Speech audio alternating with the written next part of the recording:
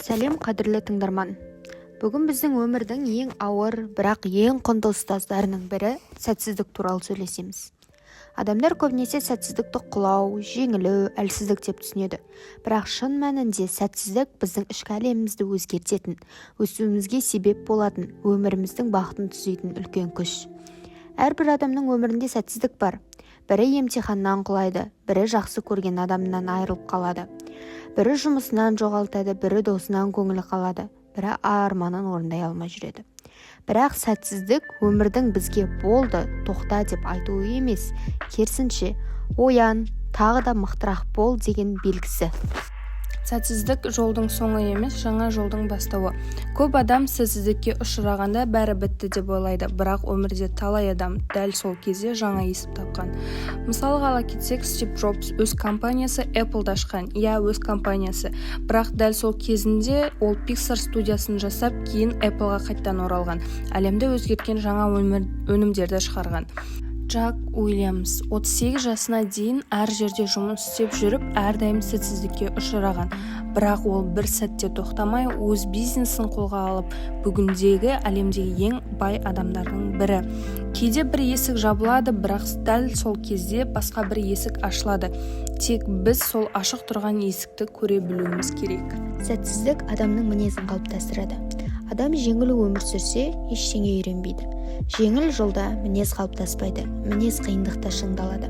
Сәтсіздік адамды шыдамды етеді, сабырлы етеді, өмірге басқаша қарауға үйретеді, жауапкершілікке баулайды, күшті қылады. Біреудің өмір сырттай идеал көрінуі мүмкін, бірақ әр адамның ішінде өз күресі бар.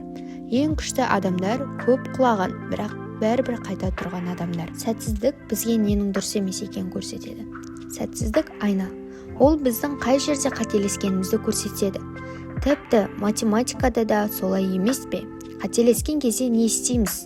Қайда қарастырамыз? Қай жерде есеп дұрыс шықпаған табамыз? Түзетеміз. Өмірде де дәл солай сияқты. Сәтсіздік бізге былай дейді. Мына жол сен үшін емес, басқа бағытта байқап көр. Бір студент бірнеше рет университетке түсе алмайды, бірақ кейін мүлде басқа мамандықта өз қабілетін табады. Бір адам бизнес бастайды, бірақ бірінші жолы болмайды.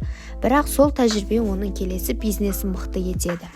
Ең үлкен сабақ қайта тұра білу. Сәтсіздік емес, қайта тұрмау жеңіліс. Жапондарда бір керемет мақал бар. 7 рет құла, 8 рет тұр. Яғни, қанша рет құласаң да, тағы да тұра алсаң, сен жеңімпазсың. Өмірде шынымен де табысты адамдардың бәрі осылар. Құлаған, бірақ қайтадан тұрған, талқандалған, бірақ күрескен, қорыққан, бірақ тоқтамаған. Кешегі күнді өзгерте алмайсың, бірақ бүгінгі шешімің ертеңгі тағдырыңды өзгерте алады. Сәтсіздік адамды адами етеді. Құлаған адам өзгелерді түсінеді, жылаған адам басқаның көз жасын сезеді. Күшеніп жүріп шыққан адам мейірімді, жұмсақ, сабырлы болады. Сәтсіздік бізді тәкаппарлықтан арылтады, кішіпейіл етеді, адамгершілігімізді арттырады, басқаның жағдайын түсінуге үйретеді. Шын мықтылық сәтсіздікке қарамастан жүректі таза ұстау. Сәтсіздік табысқа апаратын көпір.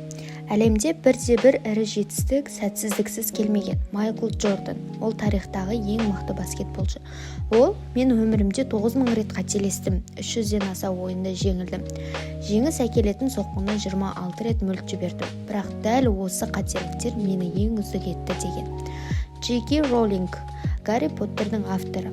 Ол тіпті кітап шығару үшін 12 баспадан жоқ деген жауап алды. Егер ол 5-ші немесе 10-ші жерден тоқтап кетсе, Гарри Поттер болмас еді.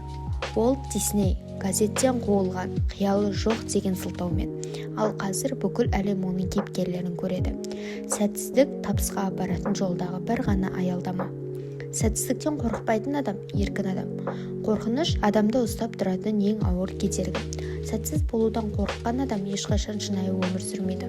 Қорықпау деген сәтсіздік болмайды деген сөз емес, қорықпау деген сәтсіздік болса да, соны жеңемін деген сенім. Адам батылдықты қиындықтан емес, оның ішіндегі қорқынышты жеңгенде табады. Сәтсіздікті қабылдау өсу деген сөз. Сәтсіздікті қабылдай білу ересектік. Адам неге мен деп емес, ол маған не үйреткісі келіп тұр деп сұрағанда, оның өмірі өзгереді. Сәтсіздік әрқашан бір хабармен келеді. Кейде тоқта деген белгі, кейде бағыт өзгерт деген белгі. кейде шыда деген белгі, кейде шынайы күшіңді көрсет деген белгі, кейде өзіңді тану үшін берілген сынақ. Сен сәтсіздікке қалай қарасаң, өмірің тура солай өзгереді. Сәтсіздік жау емес, ұстаз. Қадірлі тыңдарман, есіңде болсын. Сәтсіздік сенің әлсіздігіңнің дәлелі емес, сәтсіздік сенің өсуге деген дайын екеніңнің белгісі. Жеңілу қорқынышты емес, қорқыныштысы өзіңе деген сенімді жоғалту. Өмірде бәріміз құлаймыз, бірақ бәріміз де қайта тұра аламыз. Ал қайта тұра алған адам ешқашан жеңілмейді. Сәтсіздіктеріңе ренжіме, ренжіген сайын олар саған күш береді. Сенің болашағың құлаған жеріңде емес, қайта тұрған сәтіңде жазылады. Тыңдағандарыңызға рахмет. Келесі кездескенше әр күніңіз жаңа сабаққа және жаңа қуанышқа толсын. Сіздермен бірге подкаст спикерлері ЖМК 411 студенттері Төлеген Гаухар және Нұрлан Ализа.